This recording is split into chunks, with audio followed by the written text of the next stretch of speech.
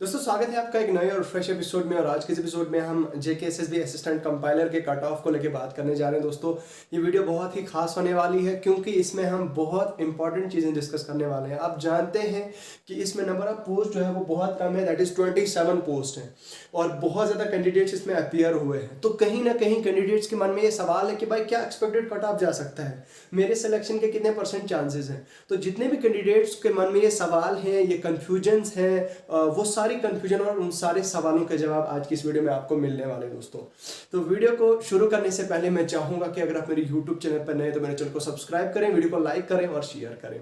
इसी के साथ साथ में दोस्तों वीडियो की डिस्क्रिप्शन में आपको हमारे सोशल मीडिया जैसे कि इंस्टाग्राम, फेसबुक, स्नैपचैट, ट्विटर, आप वहां पे जाके भी जरूर हमें फॉलो करें। चलिए वीडियो को शुरू करते हैं। देखिए दोस्तों, आप सब जानते ही हैं कि जेकेएसएसबी ने असिस्टेंट कंपाइलर का एग्जाम कंडक्ट किया और वो 5 फेजेस में उस एग्जाम को कंडक्ट किया। 5 फेजेस यानी कि 5 दिन में इस एग्जाम को कंडक्ट किया और 5 दिन में अलग अलग शिफ्ट थी, शिफ्ट 1, शिफ्ट 2, ठीक है। तो ऐसे ऐसे करके अलग अलग शिफ्टें थी और उन जो टोटल शिफ्टें हैं दोस्तों जेकेएसएसबी असिस्टेंट कंपाइलर की वो 42 है।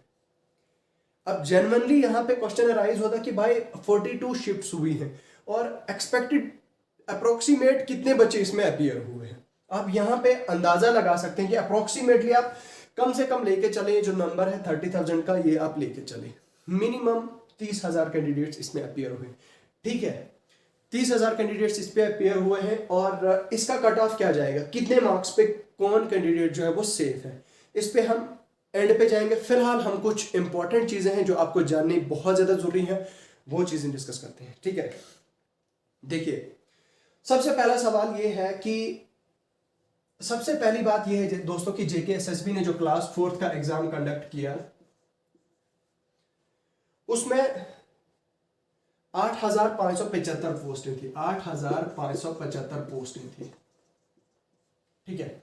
जेकेएसएसबी ने 8,500 पोस्ट को एडवर्टाइज कर दिया था, ठीक है। अब एडवर्टाइज करने के बाद जेकेएसएसबी ने फाइनल में जो पूरा प्रोसेस चला, जो लंबा प्रोसेस चला, selection list, provisional selection list, पहले तो मेरिट लिस्ट आई, उसके बाद प्रोविजनल सिलेक्शन लिस्ट आई, उसके बाद डिविजनल सिलेक्शन लिस्ट, उसके बाद डॉक्यूमेंट वेरिफिकेशन, ऐसे ऐसे करके तो ये प्रोसेस जो है वो काफ़ी लंबा चलने के बाद जो डॉक्यूमेंट वेरिफिकेशन और कैंडिडेट्स की ज्वाइनिंग तक इस प्रोसेस को अप्रोक्सीमेट 1.5 ईयर लगा। और इसमें मैं क्लियरली जेकेएसएसबी को दोषी नहीं ठहरा रहा हूं।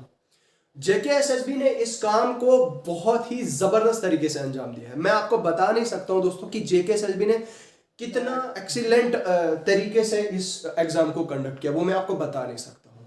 और कितना ज्यादा रिफाइंड, बहुत सारे कैंडिडेट्स के मन में ये कंफ्यूजन भी है कि भाई रिश्वत दे के लोग लगे या ऐसा कुछ, बहुत सारे मतलब ये सवाल है, वो कैंडिडेट्स के मन में ये गलत फहमी है।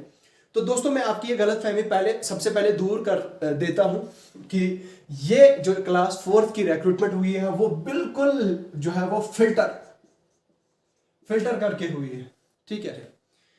अब यहां पे सिमिलर हम अगर बात करें आपके असिस्टेंट कंपाइलर में, तो असिस्टेंट कंपाइलर में भी आप कहेंगे कि जेकेएसएसबी ने फ्रॉड किया, जेकेएसएसबी टाइम कर रही है, जेकेएसएसबी टाइम लगा रही है। जेकेएसएसबी ने इस क्लास 4th के पेपर को कंडक्ट करने में नो डाउट टाइम लगाया, but that was due to Covid.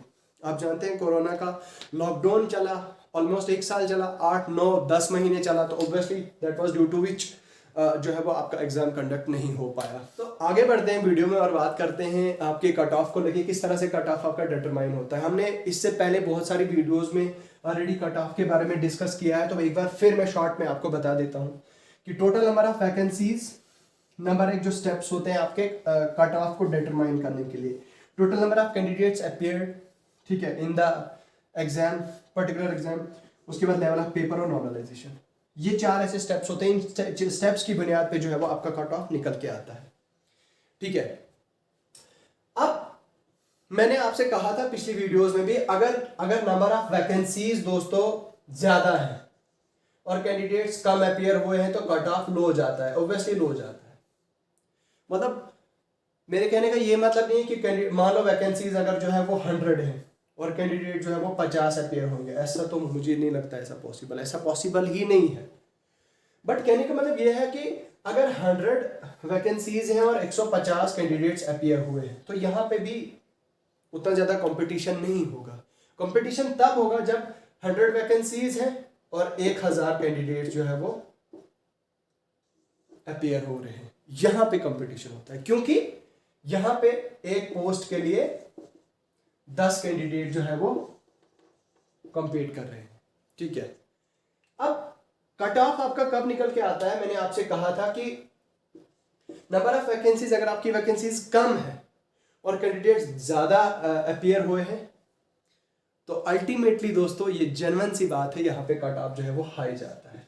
ठीक है, उसके बाद कैंडिडेट्स अपीयर्ड, आप ऑब्वियसली ये वही बात आ गई। फिर उसके बाद अगर लेवल ऑफ पेपर भी वहीं पे काम करता है, जहां पे आपके कैंडिडेट जो है वो, मान लो आपके कैंडिडेट बहुत ज्यादा है और वैकेंसीज बहुत कम है, तो भी इससे ज्यादा कोई फर्क नहीं पड़ने वाला है आपके कट ऑफ को।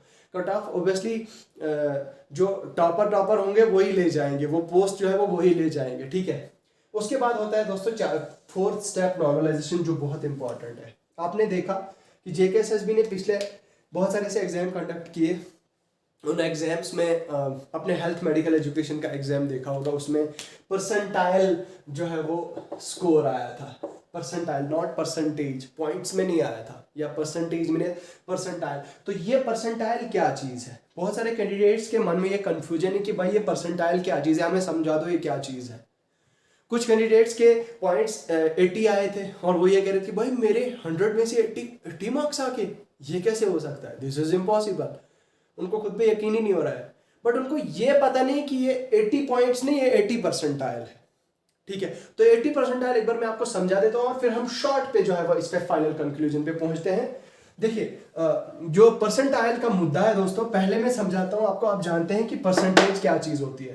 परसेंटेज आप जानते हैं कि परसेंटेज कैसे निकाली जाती है, कि marks obtained upon total into 100। मतलब मान लो कोई भी एग्जाम है आपका, total number of total marks जो है वो आपके 500 में से आप जो है वो कितने 400 लाते हो, और कितने में से 500 में से इनटू 100।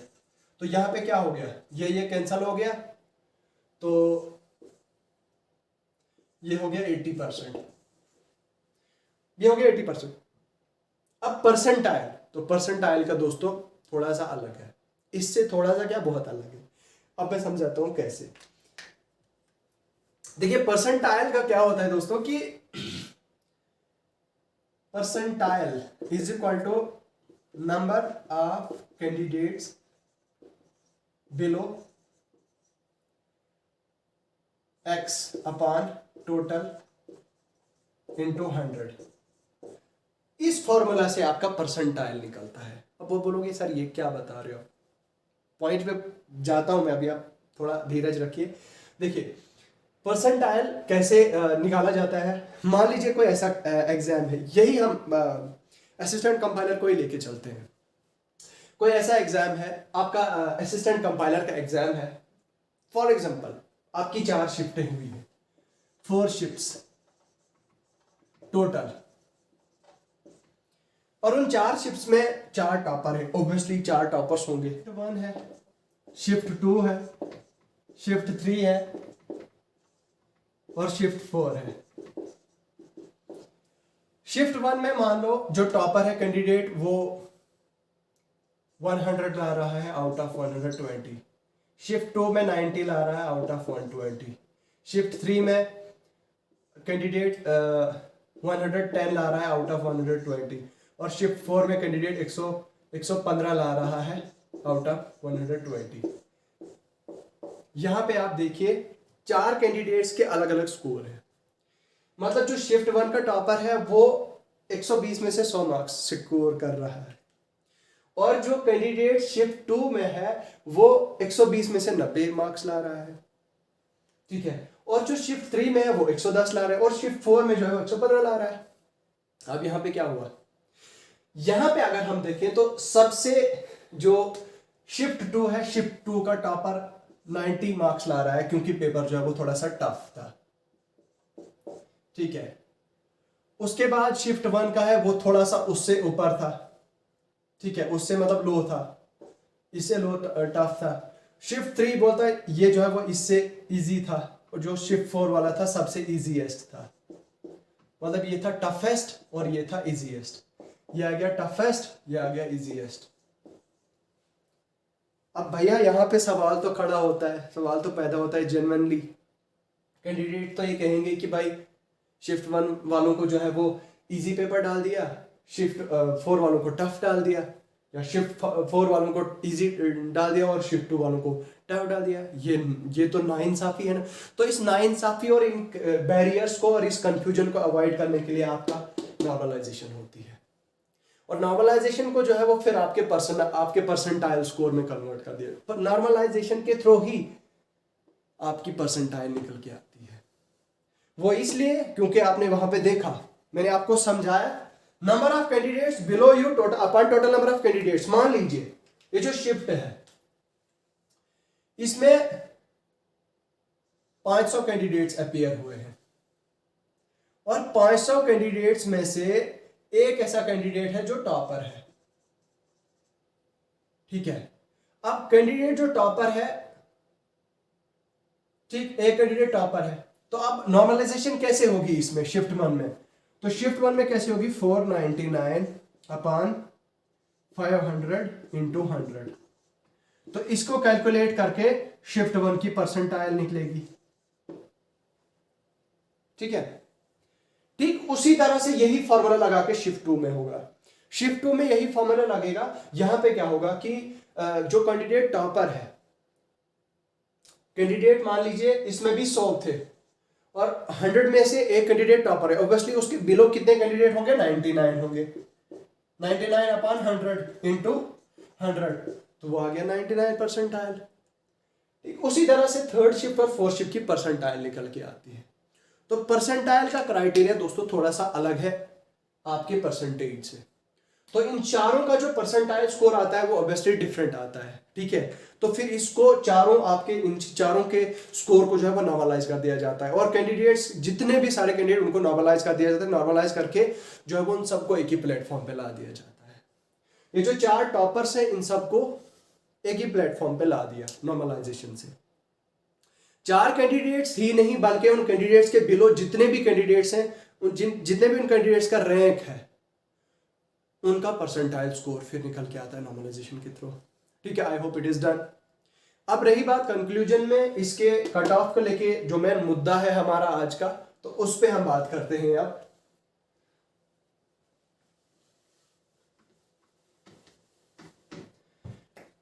देखिए, आपको मैंने कहा कि पोस्ट कितनी है? 27, और शिफ्ट्स कितनी हुई है? 42। अब ये पूरा प्रोसेस मैंने आपको समझाया, यहाँ पे मैंने आपको बताया कि ये total number of post, candidates appeared, level of paper, normalisation, ये सारी चीजें मैंने आपको बताई। इतना सारा मैंने समझाया आपको, शिफ्ट्स में क्या होता है, परसेंटाइल क्या होता है, नॉर्मलाइजेशन क्या होती है, पूरी सारी चीजें मैंने आपको समझाने के बाद ये चीज बता रहा हूं मैं। और लिटरली दोस्तों यहाँ पे पोस्ट ही बहुत कम है, और अप्रोक्सीमेटली 30,000 आप लेके चलिए, 30,000 कैंडिडेट्स इसमें अपीयर हुए हैं, जम्मू में भी, कश्मीर में भी, और इसके अलावा जितनी भी लोकेशंस थी वहां पे जो असिस्टेंट कंपाइलर का एग्जाम हुआ है। ठीक है, अलग अलग लोकेशंस पे, अलग अलग एग्जाम सेंटर्स पे टोटल नंबर ऑफ शिफ्ट जो है वो कितनी थी? 42। और आप मान के चलिए, ठीक है, हम इसको कम कर देते हैं, 30,000 को हम 3,000 कर देते हैं। अगर मान के चलते हैं एक शिफ्ट में 100 स्टूडेंट्स थे, 100 शिफ्ट, 100 ओनली, फिर भी आपके 4200 स्टूडेंट्स बनते हैं, 4200। उसको भी कम कर दो, हम 3,000 पे आते हैं। ठीक है, चलो उसको भी कम कर देते हैं, हम 1,000 पे ही आते हैं, 1,000 कैंडिडेट्स। ठीक है, जो हम कम कर रहे हैं इतना जबरदस्ती ऐसा कुछ होता नहीं है, बट मैं आपको समझाने के लिए ये चीज बता रहा हूं। ठीक है, इन 1,000 में से भी, ठीक है, 500 को उड़ा दो, 500 ला दो, 500। ठीक है, इन 500 को भी खत्म कर दो, आप लाओ सिर्फ 42 कैंडिडेट्स को, ठीक है। कैंडिडेट्स दोस्तों इतना ज्यादा टफ कंपटीशन मैं आपको बता नहीं सकता हूं, क्योंकि पोस्ट कितनी है आपकी 27 है, शिफ्ट्स कितनी है आपकी 42 है। अब यहां पे क्या होगा, जो अलग अलग शिफ्ट्स के टॉपर होंगे, क्या हो गया वहां पे, हो गया कंफ्यूजन। भाई शिफ्ट 1 का टॉपर है, शिफ्ट 2 का टॉपर है, शिफ्ट 3 का टॉपर है, 4 का टॉपर है, 5 का टॉपर है।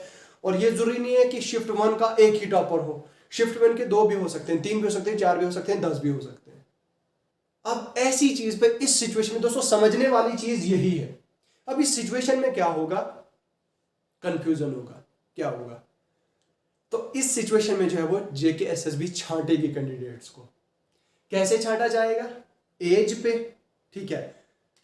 यहां पे एक क्राइटेरिया देखा जाएगा आपको, मान लो ऐसे कैंडिडेट्स हैं, 5 कैंडिडेट्स हैं, 5 कैंडिडेट्स, और 5 कैंडिडेट्स में से 5 के 5 कैंडिडेट्स ने 110 मार्क्स लिए हैं,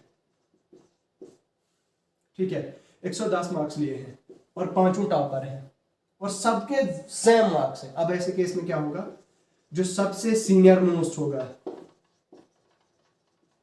अब लेकिन उन 10 में से मान लो उन 5 कैंडिडेट्स में मान लो एक ही कैंडिडेट को लेना है, तो क्या करेंगे, उन सब का जो सीनियर मोस्ट होगा एज में उसको लिया जाएगा, दैट्स इट।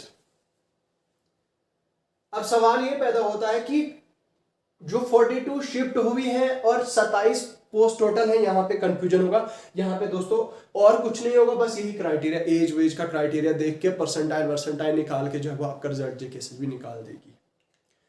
और to be very honest and to be very frank दोस्तों, इसका हम कट ऑफ जो है वो एग्जैक्टली डिटरमाइन नहीं कर सकते हैं, बट हाँ इतना मैं बोल सकता हूं आपको कि आप you must be the topper of